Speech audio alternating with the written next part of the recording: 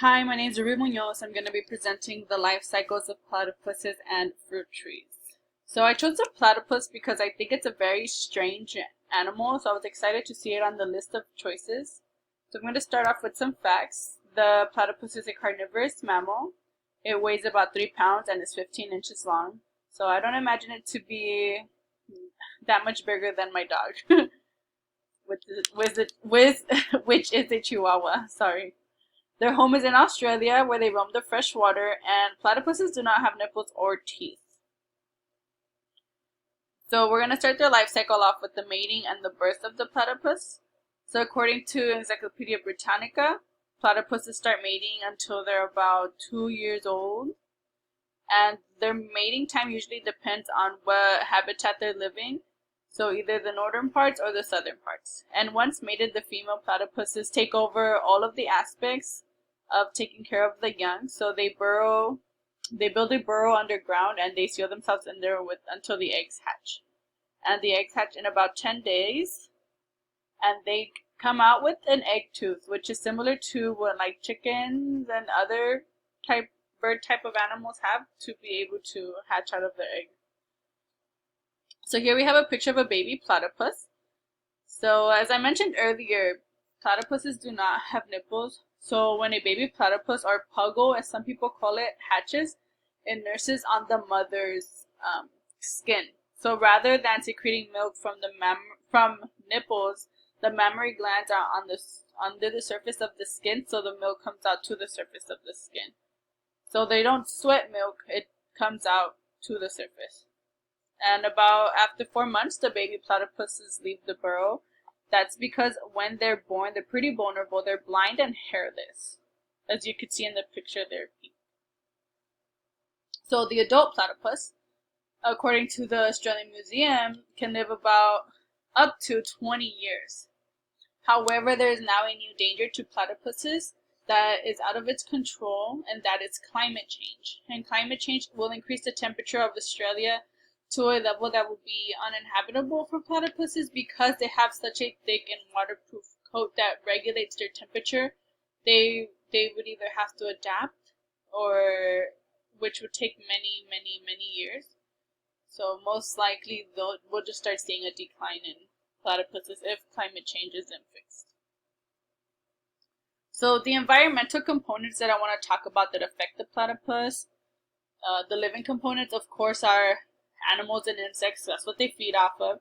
The vegetation, because that's how they get their shelter. So the burrows, logs, twigs, and the non-living components that I found quite interesting. Well, first of all, rivers. That's where they live. They swim most of their time underwater. They're able to swim at temperatures of 32 degrees Fahrenheit, which is very cold. And gravel and cobbles. So like as I said earlier, they do not have teeth. So the gravel and the cobbles actually help the platypus to be able to chew its food essentially. And of course the temperature. Platypuses prefer a cold temperature. And the time of day affects them too, because they are nocturnal. And actually when they go underwater, they swim with their eyes closed and they find food through electrical signals, which I found very interesting. And I'm going to play this little video so that you could just get a little glimpse of the platypus in its natural habitat. It has no audio, but you could see that there's a river flowing. There it is in the water.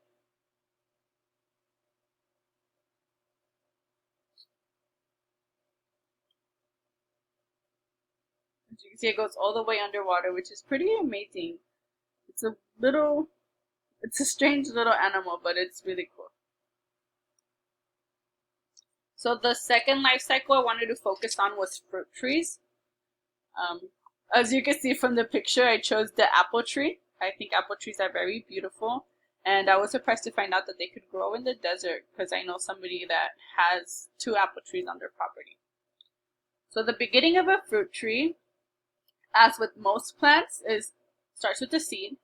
So the beginning stage of plant growth is germination. That is when a fertilized seed begins to grow, and it has to be under certain conditions. So most of the time it has to be wet. It has to be wet and warm, which we're very into gardening, and we actually have a seedling starter. So that's pretty cool that to find out that warmth is what promotes the growth. So after germination takes place, that means that the seed was fertilized and it started to grow. So now it's going to take root under the ground, and it's going to pop up from under the ground, trying to reach the sun. So during this growth stage, once a leaf emerges, photosynthesis begins, and this allows for the root system to continue anchoring and to promote more mature stem growth. And of course, as many of you know, most plants grow towards the sun.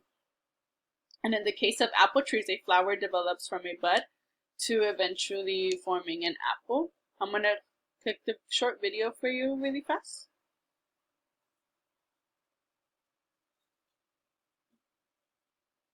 So here we can see that the seed is germinating and it's going underground. Now it's popped out of the soil and the flower is blossoming. And we see the bee, which helps with reproduction, which is going to be on the next slide.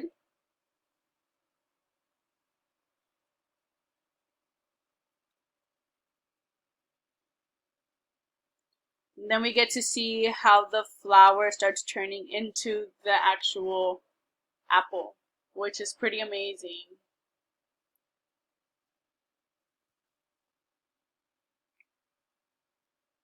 And for reproduction, like I said, the bee helps with reproduction. So because an apple tree flowers, the main form of reproduction for it is pollination.